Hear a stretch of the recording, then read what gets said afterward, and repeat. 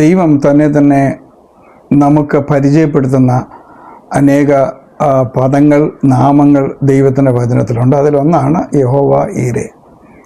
യഹോവ ഈരെ എന്ന് പറഞ്ഞാൽ ദൈവം തൻ്റെ സർവ്വജ്ഞാനത്തിൽ നേരത്തെ അറിഞ്ഞുകൊണ്ട് നമ്മുടെ ആവശ്യങ്ങളെ കരുതിയിരിക്കുന്നു എന്നുള്ളത് അതിനർത്ഥം. നമ്മളൊരു ആവശ്യം വരുമ്പോഴാണ് നമുക്ക് നമ്മുടെ ആവശ്യത്തെപ്പറ്റി അറിയുന്നത്.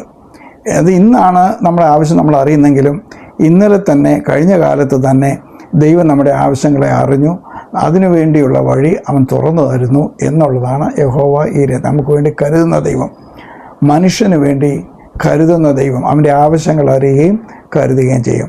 മനുഷ്യൻ പാപം ചെയ്യുമെന്ന് അറിഞ്ഞുകൊണ്ട് തന്നെയാണ് മനുഷ്യനെ സൃഷ്ടിച്ചത്. എന്നാൽ ആ പാപം ചെയ്യുന്നതിന് മുമ്പായിട്ട് തന്നെ, ലോകസ്ഥാപനം മുമ്പേ അറുക്കപ്പെട്ട ദൈവത്തിൻ്റെ കുഞ്ഞാട് എന്ന് യേശു ക്രിസ്തുവിനെ പറ്റി പറഞ്ഞിരിക്കുന്നു.